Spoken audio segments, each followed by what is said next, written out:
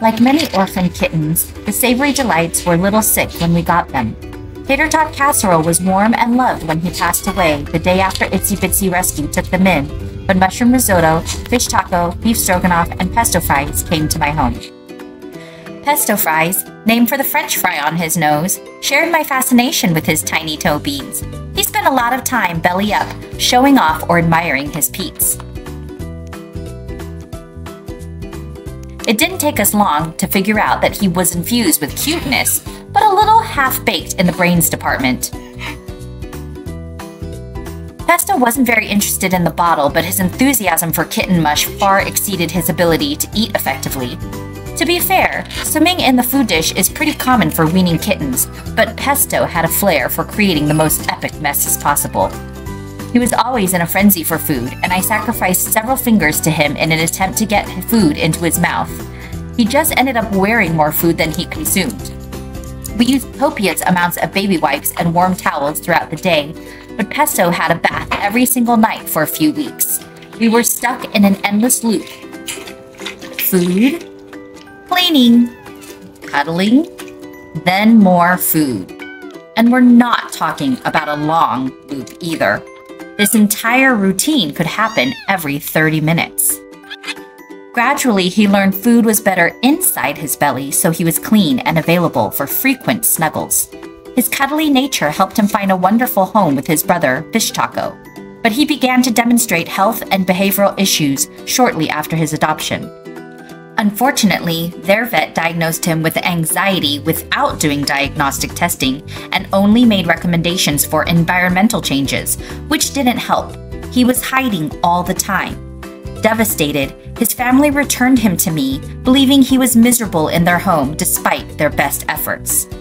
The previously social Pesto hid from us for several days. The medical team at IBR quickly realized Pesto was very sick, and after expensive and comprehensive testing, he was diagnosed with FIP and accepted in a clinical trial for treatment at UC Davis.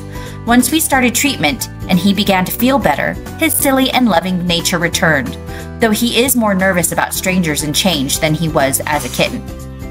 To help him feel secure and manage his medical needs, he was crated when we couldn't directly supervise his interactions with our house pets.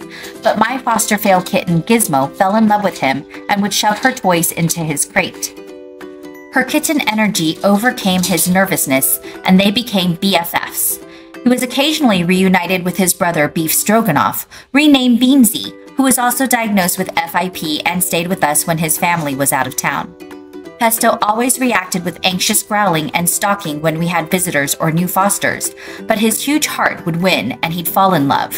He'd drag the kittens into his hammock and smother them with affection. We stopped worrying about his ability to adjust to new kittens and new situations, as he continually showed us that he could adapt to anything, given enough patience, encouragement, and love. When with familiar and trusted people, he is content to go with the flow, even if that flow includes regular trips to the vet. He absolutely charmed the clinic staff, who recognized right away that he is the bestest boy. Pesto appeared to recover during his 84 days of treatment and wore a fancy bow tie for his last trial dose of meds. But shortly after ending treatment, both he and his brother Beans' health began to fade. Sadly, Beans declined rapidly and crossed the Rainbow Bridge in the loving arms of his family. But we caught the early signs of Pesto's plunge in time to get him started on a second dose of treatment. This time, 84 days of painful shots.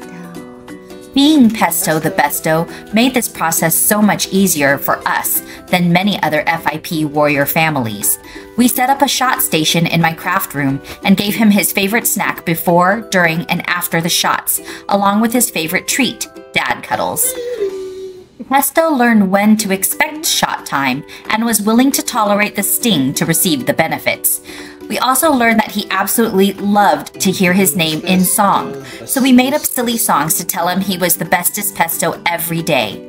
Usually we made them up on the spot with random lyrics in whatever tune popped into our head, but for his last day of shots, we made a special Last Day of Shots song.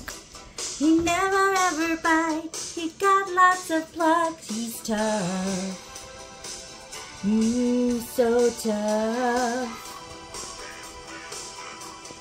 Pesto wears a diaper all day. man. He cuddles all day for love. Ooh, for love.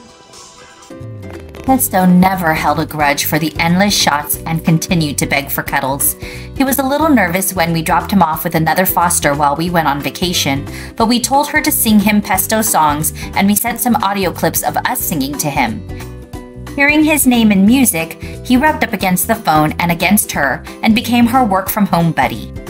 Pesto stays under observation for the rest of the 2023 year, but all signs are positive and he is ready for his forever home.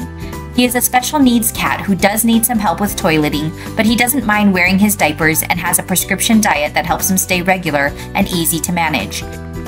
He will repay your efforts with unconditional love, loud purrs, and his adorable little chirps.